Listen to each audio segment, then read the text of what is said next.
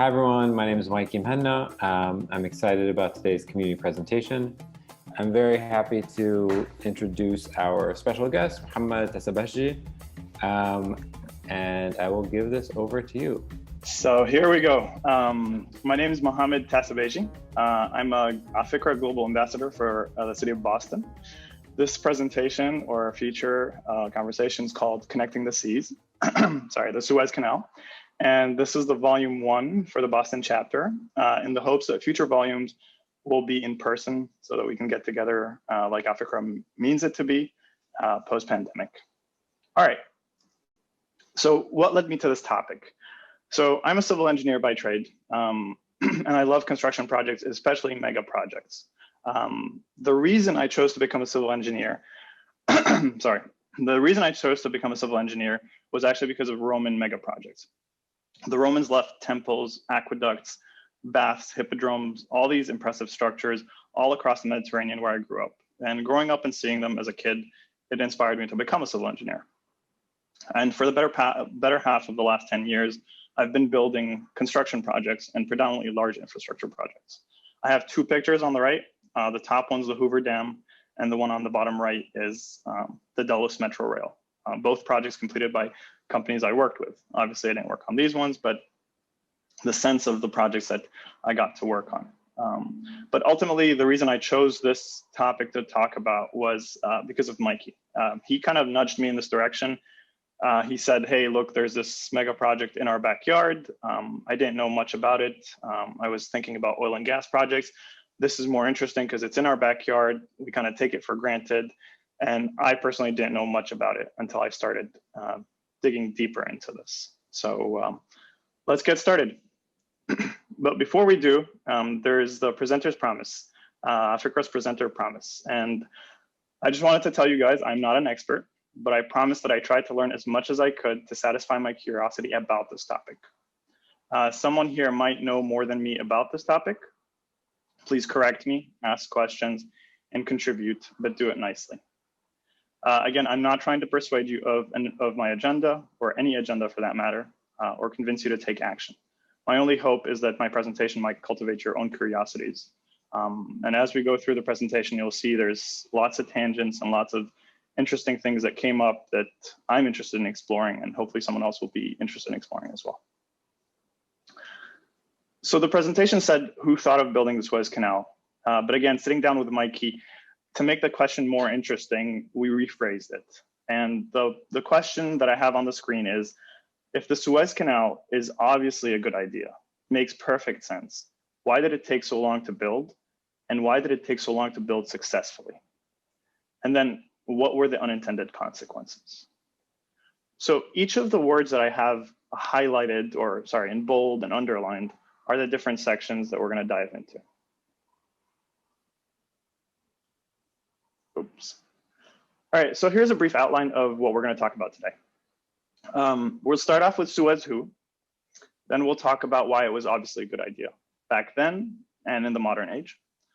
Then the most interesting part, we'll talk about the multiple attempts, several different folks who tried to build it successfully or for a short period of time.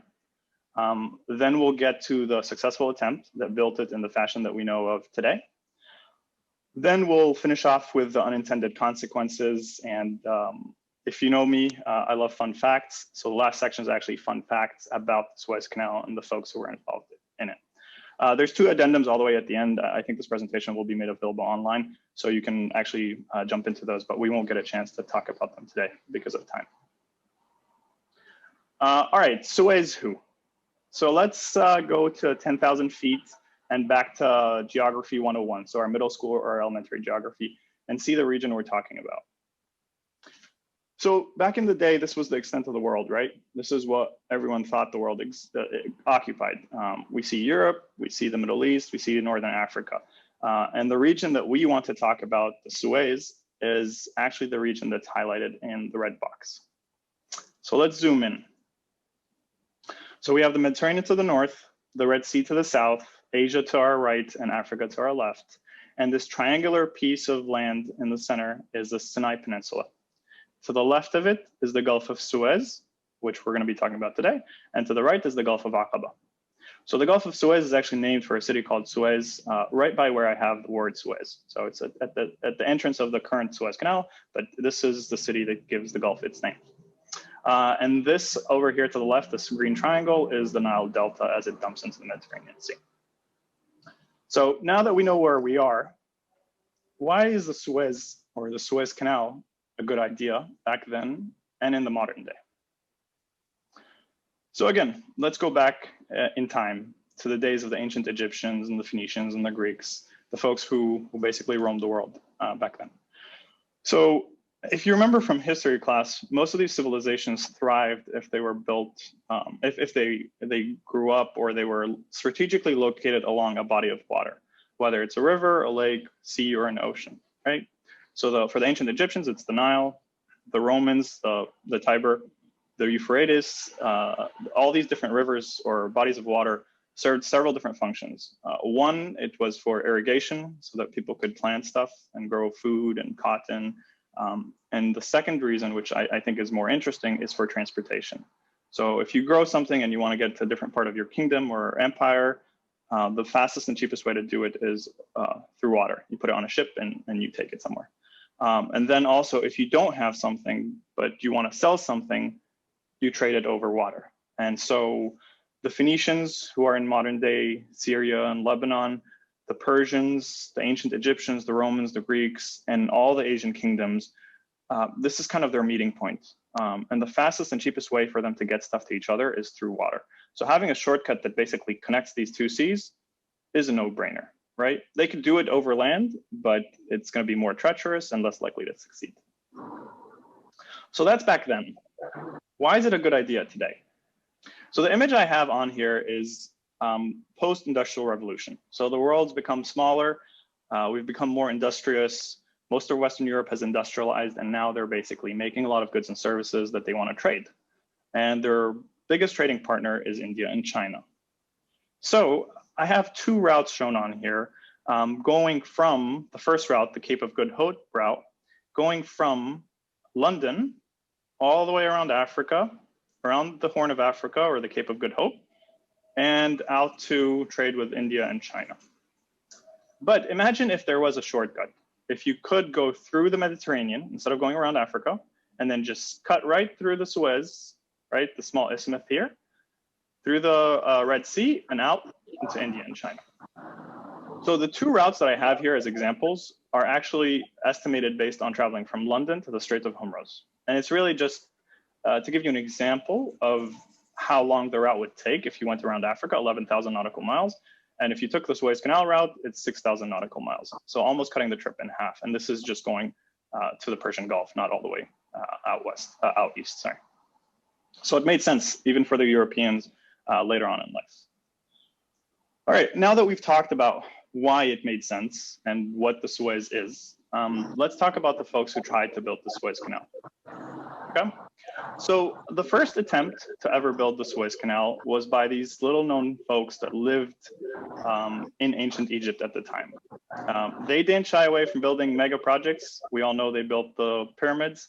So building a canal for them was really, should not have been a challenge. And so the first documented attempt of building the canal was by Seti I. And the canal was known as the Canal of the Pharaohs. It's thought to have been built in 1310 BC. But instead of connecting the Mediterranean directly to the Suez, what they did was they connected the Nile Delta, so a branch of the Nile River, to the Gulf of Suez.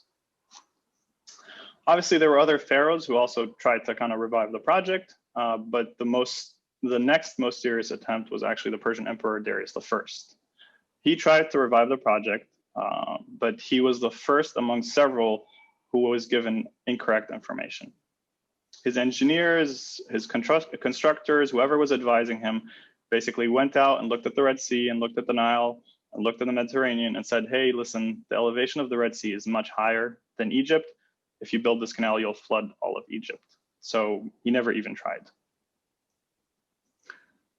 Right here, we have two pictures. The one on the right is a schematic that shows the Canal of the Pharaohs, so the first time the canal was ever built. And like we said, so the Egyptians are trading and transporting goods up and down the Nile, they can navigate it. And the easiest way to get to the Suez is off of the branch of the Nile Delta across to what's known as the Bitter Lakes. They shortcut through the Bitter Lakes and then they hop over and then in the Gulf of Suez. And the image on the left is actually a Google image from 2020. And I have in a red arrow kind of highlighted the assumed route of what we would think where it would be today. And as you can see, there is still some vegetation and it looks like there's still some remnants of it. So it's no surprise the Egyptians did use canals, not just for transportation, but for irrigation to flood fields so that they can grow stuff. So it's a no-brainer for them to be using smaller canals to kind of extend or make these two areas closer. All right, let's move on to other attempts. The next successful or relatively successful attempt was by the Ptolemies. So Ptolemy II actually connected the seas, or was thought to have connected the seas. But his problem was he couldn't keep up with it. So if you think about building a canal, you're basically dredging up all this sand, you're moving it out of the water so that you can navigate it. But the problem is you're in a desert, so there's dunes that are gonna flow back into the water. The Nile has not been dammed yet and it floods regularly. So it's gonna be bringing sand and silt back in. So if you're not constantly dredging it up, it's gonna fill back up and you won't be able to kind of navigate down it. So it's thought to have existed for a short period of time, but it was too difficult to maintain, so they gave up. The next interesting attempt was actually Napoleon Bonaparte. And I have a picture of him here with the Sphinx that he supposedly damaged with his cannon. But he actually really occupied Egypt to spite the British. So this is the start of the British and French rivalry. But he really wanted Egypt to show the British that he was superior. And so building a canal was a no-brainer for him because he could overpower the British merchants and have a quicker route to Asia. But again, his engineers told him that the level of the two seas, the Red Sea and the Mediterranean Sea, were not at the same level. The Red Sea was higher, and he was not interested in building locks or in any expensive construction. So he didn't even try. So those are the most interesting of the multiple attempts of folks to try and build the Suez Canal. Now let's talk about the final successful attempt that built the Suez and what we know it as today. Before we dive in and talk about the different people involved, let's look at the world order. So this is happening around the 1850s, okay? The British Empire is becoming stronger and stronger. The Ottomans, or the Ottoman Empire, is going to become the sick man of Europe. It still rules Egypt to a certain degree, but there's a viceroy. His name's Ali Pasha. So they're somewhat independent from the Ottomans, but still kind of under their rule. And at the same time, in France, Napoleon III is ruling. So again, for these folks, it makes sense to build this shortcut, but this is kind of the world order at the time. All right, so let's talk about the different players and how they interact. So we talked about the Ottomans and the Brits. They're best buds. They're really close friends, helping each other out constantly. The French had lobbied for a viceroy in Egypt to the Ottomans. So obviously the Egyptians are kind of indebted to them and they're best friends. But the French and the British still don't like each other, and the Ottomans and the Egyptians don't like each other, which complicates things. And that's why I've titled this slide as The Art of Diplomacy. So in comes Ferdinand de Lesseps. And this is the gentleman right here on the top right with the lovely mustache. He was a French diplomat. His dad was a consul and an ambassador for France and Egypt. So he grew up in Egypt. And he was also a consul himself, first in Alexandria and then in Cairo. So he knew Ali Pasha, but he was even closer with his son, Said Pasha, who's this gentleman on the bottom right-hand side. So what happens, Mr. de Lesseps reads Napoleon's memoirs, Napoleon Bonaparte, not Napoleon III, and he hears talk about this extravagant canal that would cut the travel time between East and West and make transportation and trade much faster. And he gets excited about building this, but there's a lot of obstacles. The British are concerned that someone's gonna build this and they're gonna lose their maritime advantage. And the same thing with the Ottoman Empire. They don't want someone to have a quicker route to trade, but also interestingly, they didn't want their empire to kind of be bisected, right? Because geographically speaking, it would create a waterway between two parts of their empire. So obviously he's not able to do much. He goes back to Europe, de Lesseps, and continues his career in diplomacy. But things change. What changes on a global scale? The Crimean War happens, which is basically a war between the Ottomans and the Russians. And what happens is the French and the British ally with the Ottomans. They jump in to help them, they loan them money, and they basically fight alongside them. What this does, it basically brings the French and the British closer together politically, but it also indebts the Ottomans to the French and the British, not just because they helped them win the war, but because they also gave them money. So they kind of owe them money now. Sorry, this is Ahmed Basha, Ali Basha, sorry, not Abbas Basha. So the gentleman who's the viceroy of Egypt, who was also opposed to the project, passes away, making way for his son, Hamad Said Basha, who we saw earlier, and he's very close friends with de Lesseps. So what does Mr. Ferdinand do? He rushes back to Egypt and talks to his old friend, who basically gives him the green light and says, go ahead and start the project. The only obstacle left is the British. And what Ferdinand tries to do is he tries to lobby the British merchants in hopes of pressuring the British government to let them do this project, but that also doesn't work.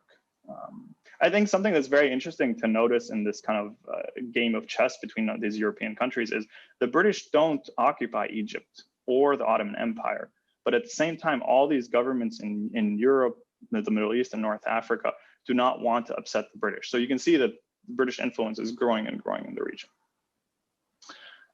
So what does Mr. de Lesseps do? He starts a company, the Suez Canal Company.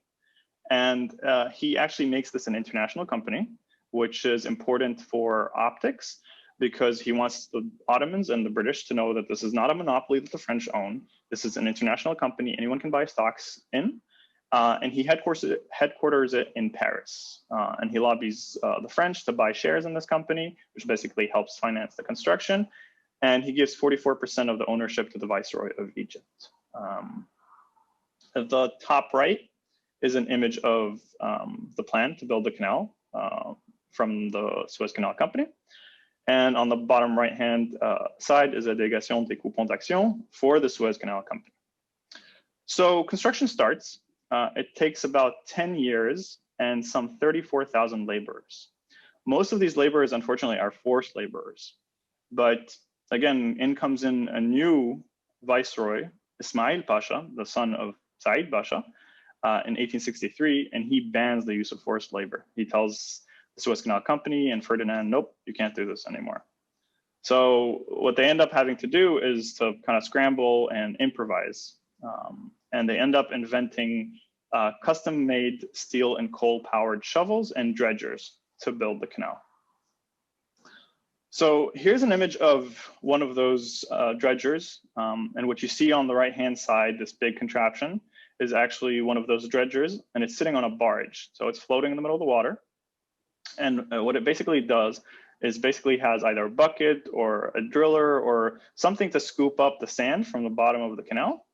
And it basically carries it up on to a conveyor belt and then another conveyor belt and dumps it to the side on the banks of the Suez Canal or the future Suez Canal. And so if you've ever been to the Suez Canal or if you ever go, you'll notice that on either side, there is huge sand embankments. So they're basically taking the sand from the bottom and stockpiling it on either side. All right, 10 years later, it's November 17, 1869, and the Suez Canal's officially opened under French patronage. But the evening before the ceremony, Mr. Basha's there, Ferdinand's there, all these diplomats are there. Everyone's excited to sail down the Suez Canal and be the first ship to sail down the Suez Canal. And the French have one of their frigates ready to sail down the Suez Canal with these diplomats. So everyone goes to sleep. While everyone's asleep, the Brits, still annoyed at the French, they have Her Royal Majesty's Newport positioned right outside the Suez Canal, and it maneuvers in front of the French ship. And when dawn breaks and everyone can see, they start sailing down the Suez Canal to embarrass the French and spite them. So, told you so, we were the first ones to sail down it. Unfortunately for the Brits, the French have the last laugh because the Suez Canal is obviously runs north and south, and it has a prevailing east and west wind. Most of the British ships are still under sail. So when they're sailing down the Suez Canal, they're kind of zigzagging, whereas most of the French ships are already steam or coal powered. And it takes a few years for the Brits to convert all their fleet. So ironically, they continue to use the Cape of Good Hope route and go around Africa. So we talked about the Suez Canal and how it was built, the diplomacy that got the company created to finance it, and the hardships building it. What were some of the unintended consequences of building the canal? So the most interesting is what's known as Lessepian migration. So it's named after, obviously, Ferdinand de Lesseps, and it's basically a phenomena about how the fish basically changed in the Red Sea and the Mediterranean Sea. So the Red Sea is saltier and more nutrition poor than the Mediterranean Sea. With time, the Egyptians built the Low Aswan Dam and the High Aswan Dam, which basically prevents the Nile from distributing more of the silt through the river out into the Mediterranean basin and the Nile Delta. So it's depleting more and more of the nutrients that are available in the Mediterranean Sea. So what does this create? It creates a phenomenon where the Red Sea fish, the fish that live in the Red Sea, have an advantage over the fish that are living in the Mediterranean. And they migrate and they push out all the local fish in the Mediterranean. So I don't think back then there was a lot of environmental studies, and this was a phenomenon I don't think anyone thought would happen. So that's it for most of the topic about the Suez Canal itself and how it was built and the unintended consequences. And now to one of my favorite parts, fun facts. And I think I skipped one. Yep, there it is. So the first fun fact that I want to talk about is about Mr. de Lesseps himself. So I don't talk about the politics of the Suez Canal, but it features a lot in the Cold War, in a lot of the conflicts in the region. But Abdel Nasser, who eventually basically liberates and becomes the president of Egypt, eventually annexes the Suez Canal. The way he does this is actually, he broadcasts it over a radio speech that he's giving to the Egyptian people. So as he's doing this, as he's giving the speech, his army's ready to kind of storm the Suez Canal Authority building and take it over. So what he does, though, is he uses the code name de Lesseps as a signal for his army to kind of storm the building. And in case they didn't miss the word, he actually uses the word 52 times in his speech to give them the go-ahead. So it's a fun tidbit. The next interesting fact is, so if you've been to the Suez Canal, or if you look at the map, we talked that there's a city called Suez on the southern side, on the southern entrance to the Red Sea. On the north side, there's a city called Port Said, which Amr Diab's from, and you've probably heard of before. So this city is actually named after Said Basha. So the viceroy that eventually gives the green light, gives Ferdinand de Lesseps the authority to basically start the company and build the project. So it was named in his honor. I must have shuffled the pictures, but the reason I have the Statue of Liberty on here is because of the next fun fact. So we all know that the Statue of Liberty was a French gift to the Americans, right? That they put in Staten Island, Staten Island, in New York Harbor as a gift to the Americans. But what a lot of people don't know is they actually thought of giving the statue as a gift to the Egyptians to put in Port Said as kind of Egypt's beacon to the east, opening the waterways between east and west. For whatever reason, the French changed their mind and end up gifting it to the French, and the Suez Canal doesn't get a statue. Another cool fact about Mr. de Lesseps is that even though he built the Suez Canal, a lot of people said that he couldn't, or he wouldn't, or it was too difficult. So he kind of proved all the people who didn't believe in him wrong. And he kind of was encouraged when he built it successfully. So his next project is the Panama Canal. And the picture on the right is a picture of the Panama Canal today. So he goes over there and he tries to build it and he fails miserably. A lot of tropical diseases and malaria and yellow fever basically decimate most of the laborers and the folks working on the project, but he did try. He wanted it to be his legacy. And actually he went over there with Gustave Eiffel. Gustave Eiffel was supposed to work on the locks for the Panama Canal, obviously because of the water height elevation. And the last fun fact, I put this in here because it's 2020 in the age of Corona. De Lesseps faced a lot of challenges building this project. And one of those was an interruption of 2 years. One, he was in Egypt kind of lobbying for the project. There was an outbreak of the plague, and for 2 years, basically, he couldn't do anything. So just a reminder for us all and for anyone who has a big project like the Suez Canal that they're thinking of kind of taking up, don't let the coronavirus or COVID kind of detract you, because it didn't prevent Mr. Ferdinand from seeing his project through. So that's it for me and for the presentation. I just want to tell you guys a tiny bit about the sources that I used. So the most useful source that I relied on heavily is this book. I have a picture of it on the right. It's available on Amazon if anyone's interested in kind of reading the whole book.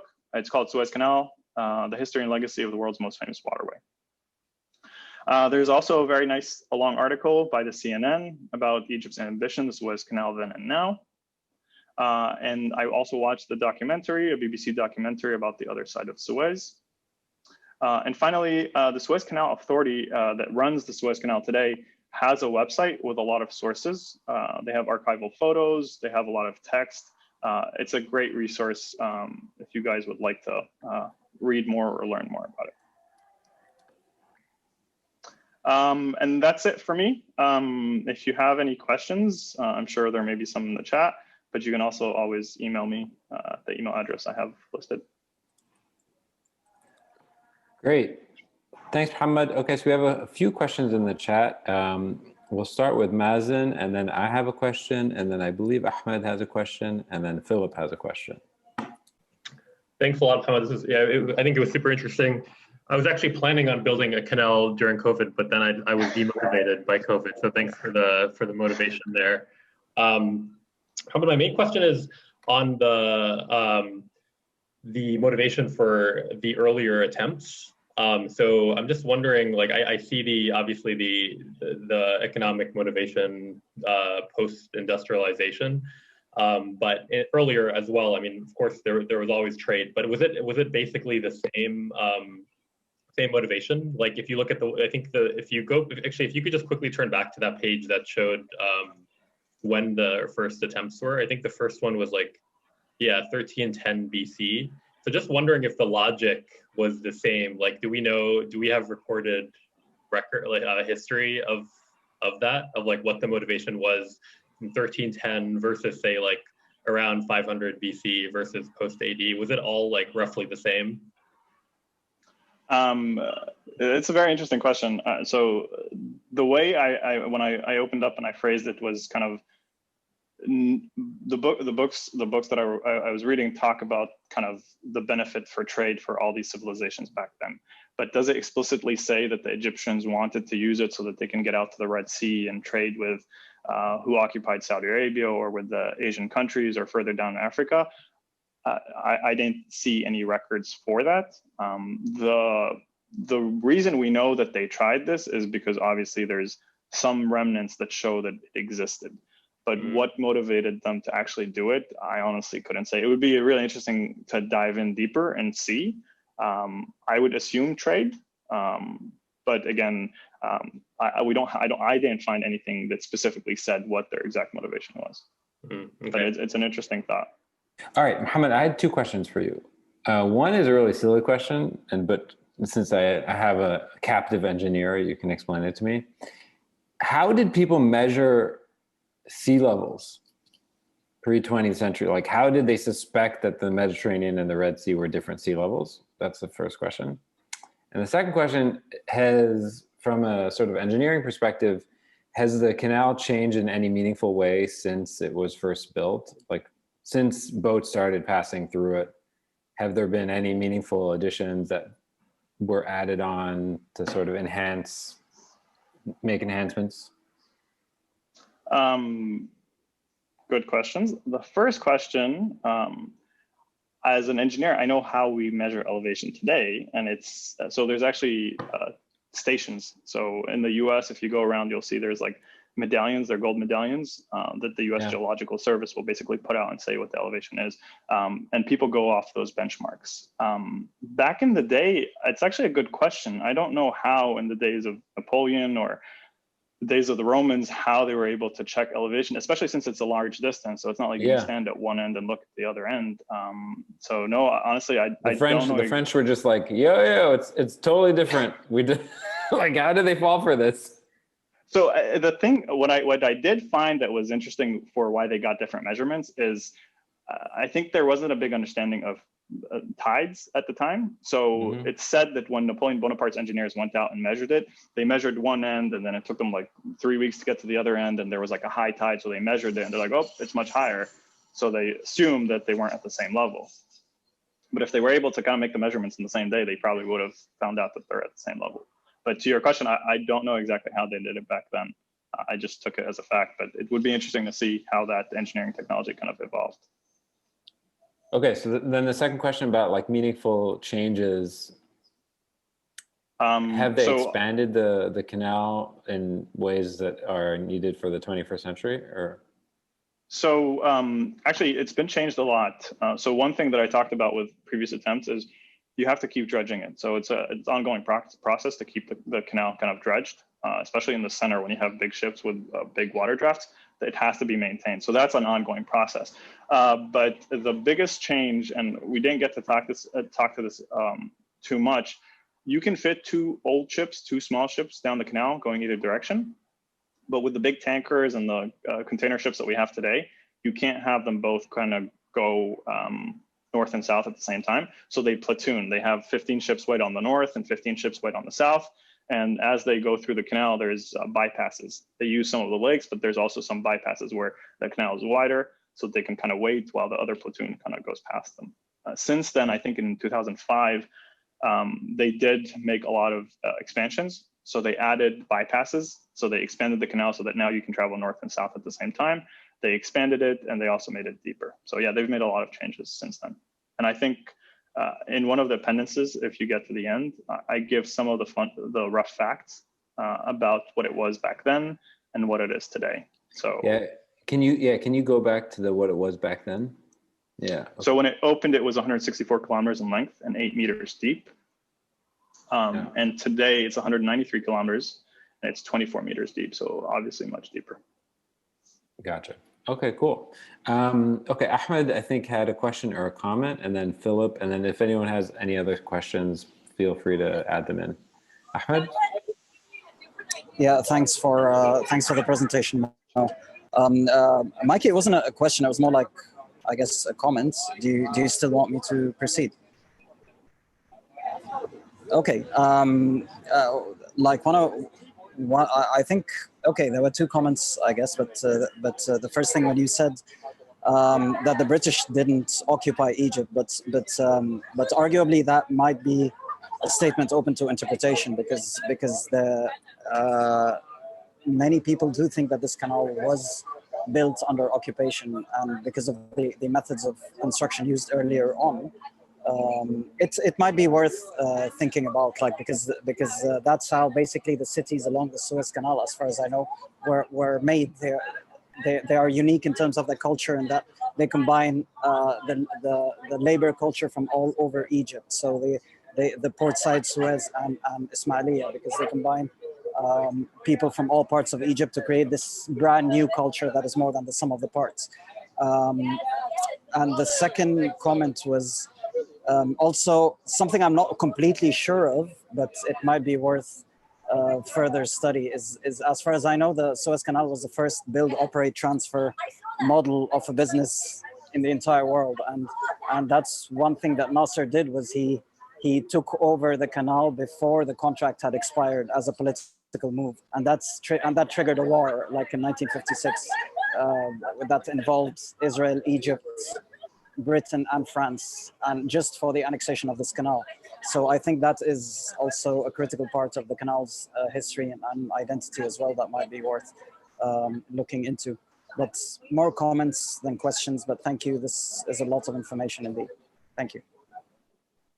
Yeah, no, thanks for the comments. I just want to clarify, when I said that Egypt wasn't occupied, I was talking in 1850. So when the Ottoman Empire still existed, everyone was kind of still worrying what the British would think, even though they didn't occupy it, right? So the French and the British, obviously, eventually with the end of the First World, divide up the Ottoman Empire, and they do occupy it, whether as colonies or mandates, and they do eventually occupy Egypt. I don't get into it, but the British eventually buy out all the stocks from the Egyptians and the French, so they become the sole holders of the Suez Canal Company. And they do occupy it, and what you're talking about is correct. But for me, what was interesting is even though they didn't have troops on the ground and it was still under Ottoman rule, everyone was worried about upsetting the Brits. So they had influence before they even occupied it. But you're absolutely correct. They used forced labor, and eventually they did own it, and they basically occupied Egypt after the fall of the Ottoman Empire. They did. The second comment about the build, operate, or transfer, honestly, so I know it is, I know it was basically set up as an international company. I don't know if it was build, operate, or build, operate, and transfer. It could be.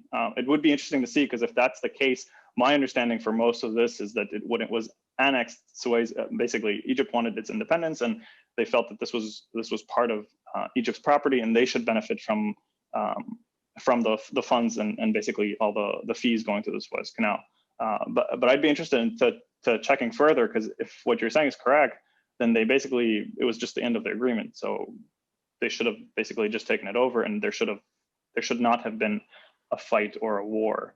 And then about the whole war around the Suez Canal.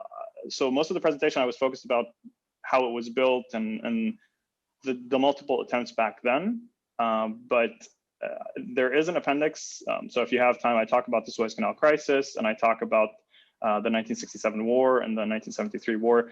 It's just, I think a lot of the audience sometimes in the Arab world knows about these things, and I just didn't have time to get to that stuff. But it is a big part of the Suez Canal. It became a big part of the Cold War. So hopefully that kind of addressed some of the comments. Great.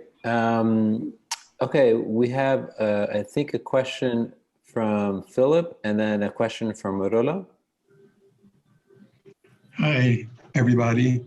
I actually had a question, but then I have a second question, which I'll ask first, which is, how do you find access to the appendixes? If anybody wants to read them, you say they're there, but I don't know how you access them. That's, I guess, this first question now. And the second one is, could you explain why they have the dams and the locks, and why was that necessary? So to the first question, I think, Mike, you may be able to guide us a bit more. I think the presentation will be made available online, so you can actually download it and you can rewatch this video recording. But once you download it, you can scroll through. So at the end, after the contact me information, there's addendum 1 with the slides and addendum 2 with the rest of the slides. So you can scroll through them, and obviously email me if you have any other questions. To your second point about the dams and the locks, so the Red Sea and the Mediterranean Sea are actually at the same level. So there is no locks on the Suez Canal. It's basically an open water channel or a big ditch. What I did talk about with the dams was the high Aswan Dam and the low Aswan Dam that eventually get built in Egypt.